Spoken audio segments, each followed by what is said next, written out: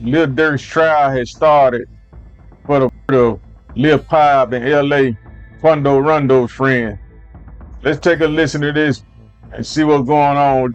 They talking about OTF Vonnie put it on Durk, and now Durk's defense team is trying to put it back on OTF Vonnie. This is opening statements. Y'all ready? This is for the prosecution. Okay, I'm going to read it like I'm in court. Good morning, y'all. This case is about revenge, stalking, and premeditated murder. This is the case about the death of a 24-year-old Savia Robinson at the hands of these defendants and their co-conspirators. And on a summer day in August 22nd, Savia Robinson and some friends, including the rapper Taekwon Bowman, who you will hear being referred to throughout this trial by his nickname, Quando Rondo, is going to be a name you hear throughout this trial a lot. They were visiting Los Angeles. What you will learn in this trial is that Quando Rondo was a rival of Durk Banks, who's also known by Lil Durk. What Quando Rondo and Savia Robinson didn't know was that they were being followed, that these defendants, these guys here, and their co-conspirators, they had flown across the country to track, stalk, hunt, and kill Quando Rondo. What Savia Robinson didn't know, what Quando didn't know, is that that day would be Savia Robinson's last day on earth. As Savia and Quando left their hotel, you will hear the defendants and the co-conspirators who had flown in the day before stalked them using two cars. Stalked them while they slept, stalked them while they shopped, and for 2 days tracked and stalked them while they drove around Los Angeles in that black Escalade, waiting for their opportunity to ambush. And you will hear when Quando and Savia were at their most vulnerable at a gas station around 5:30 p.m. on a Friday during rush hour at a busy gas station across from the Beverly Center. The co-conspirators, they decided it was the time to strike. 3 mass shooters came down an alley, including defendant Lindsay in the front, who you will learn was the man circled in red right there. They unloaded their firearms towards the car, striking and killing Savia Robinson. You will learn as the shooters, including defendant Lindsay, fled the scene. Defendant Wilson was right around the corner in a getaway car. Oh, wow. By the way, let me just stop here. So apparently there's one shooter that never told. It's Lindsay. So it's 3 people on trial. Banks, Durk, Wilson, Didi, Lindsay. 2 of the shooters are cooperating. 2 of the shooters are cooperating, Chad. So 2 of the shooters are cooperating, and they're claiming Lindsay was in the front. You will learn as the shooters, including defendant Lindsay, fled the scene, Wilson was right around the corner in a getaway car. Defendant Banks was sitting by the phone waiting for an update from his guys if his hitman got their guy and killed Quando Rondo. What the shooters and the co-conspirators left behind was dead body, 18 rounds, including multiple expelled from a machine gun. But the question is, why did this happen? For what reason did this occur?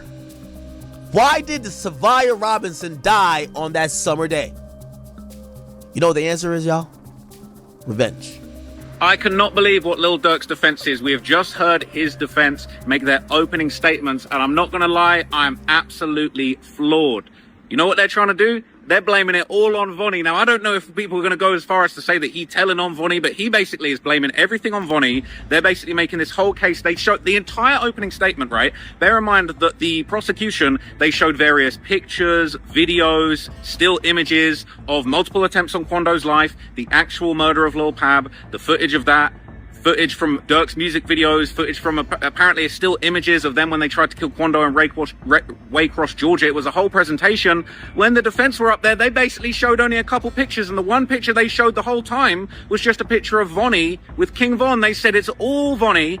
Vonnie was King Von's cousin. They said his nickname was Cuz because he was King Von's cousin. His whole identity was based around the fact that he was King Von's cousin, and he was the only one pushing slide for Von. They're all literally directly pointing the finger at Vonnie, saying Vonnie did it. Vonnie's admitting to the government that he did it. He's turned snitch to try and save himself. Durk had nothing to do with it. They're saying that Vonnie had the most to gain by sliding for Von. They're saying that Vonnie was the guy that was driving the Hellcat away from the scene when King Von got shot. They're saying Vonnie tried to speed King Von to the hospital the day that he died. They damn near said Vonnie was holding King Von in his arms, telling him he loved him before he took him to the hospital the last time they ever spoke.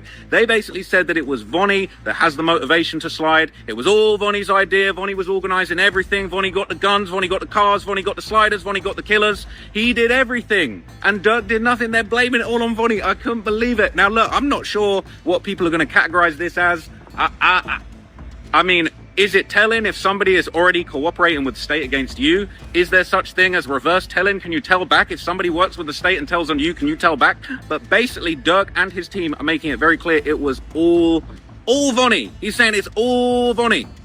Apparently, when they arrested Vonnie, he was staying in a suite at a hotel in Chicago with his girlfriend. He said the cops busted into the suite and arrested him. And the defense is saying, oh, when the cops interviewed him, they basically said, you're the leader until you put someone else in charge.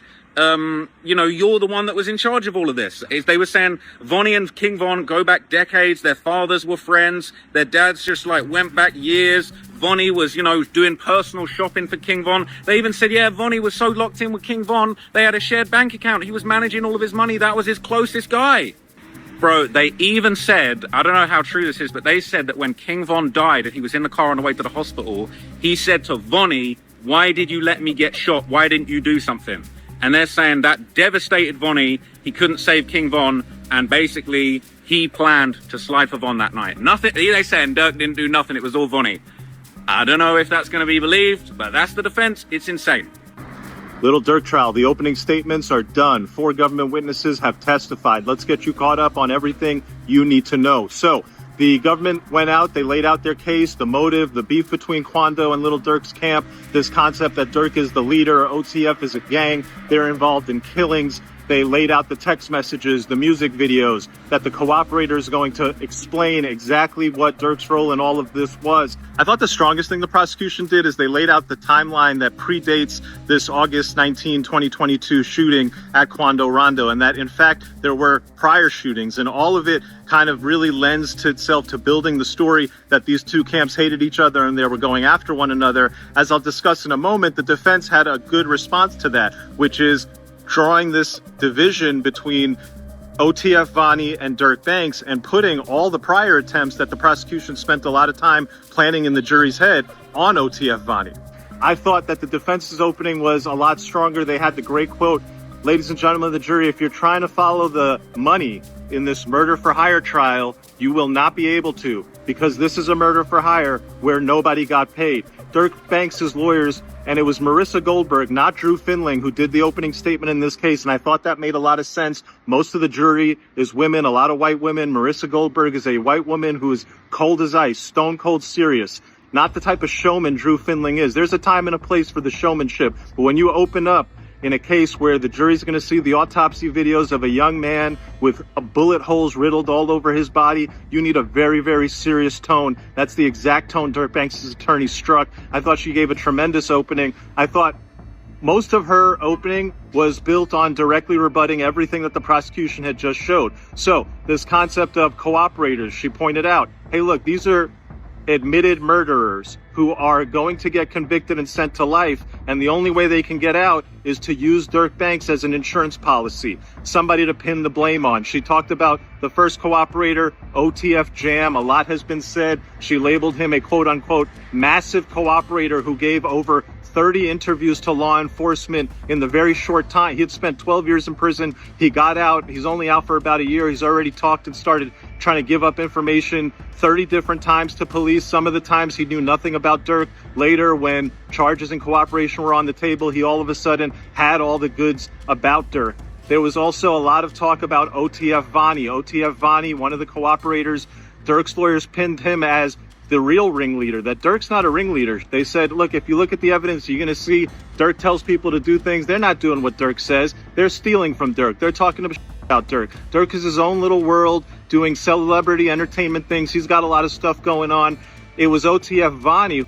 Like DJ Khaled say, another one.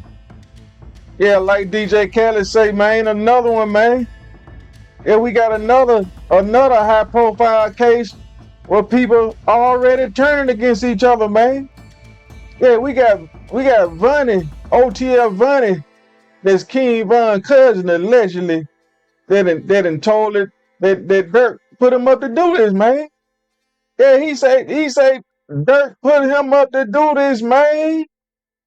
Yeah, so I don't know how this is gonna turn out, man. Yeah, I don't know how this is gonna turn out, man. Now you got Durk defense saying it's all Vonnie's idea, man.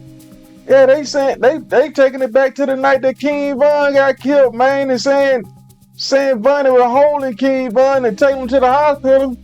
And Von looked at him and said, man, why you let him get up on me and do me like this? You ain't do nothing, man. Yeah, so with Durk got all this money, man, and got these high profile lawyers, man, it might work, man. Yeah, it might work, man. If this the defense they putting on, man, this Vonnie had the biggest motive and the biggest reason to get revenge, man, it might work, man. Yeah, so man, it goes to show y'all, youngsters, man. It goes to show y'all, man, it ain't no way to win in this, man. Yeah, I know y'all testosterone be high, be very high at y'all age, man, but man, y'all gotta sit down and think, man. Yeah, y'all gotta think, man. I know y'all YNs don't pedo, man. Y'all don't care if you go to jail and rot in jail or not, man. Yeah, so if y'all don't care like you say and wanna be real steppers and all that, man, just keep your mouth closed, man. Yeah, keep your mouth closed when it comes to stuff like this, man, or else don't do it, bruh. Now you got people saying, got different people on YouTube saying Durk telling it just so-called snitching, ratting or whatever.